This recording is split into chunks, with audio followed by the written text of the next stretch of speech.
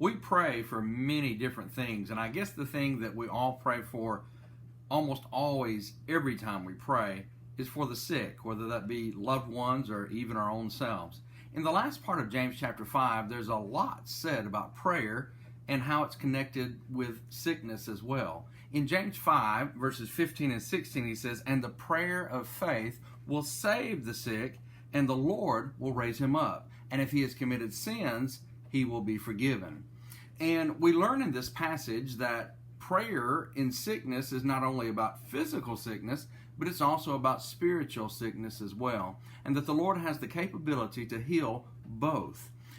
When I was a young boy, about 9 years old, my grandfather, that I had spent a lot of my years with up to that point, got very sick with cancer. And over the next 3 years, it slowly ebbed his life away.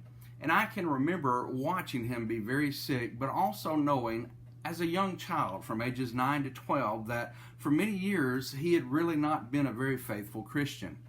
And then he died.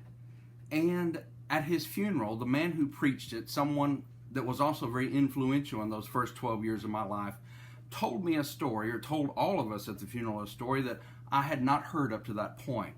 He said that while my grandfather was sick and dying, realizing that his life needed to be made right with the Lord, that he called for the elders of the church where he had been a member, and he asked them to pray for him.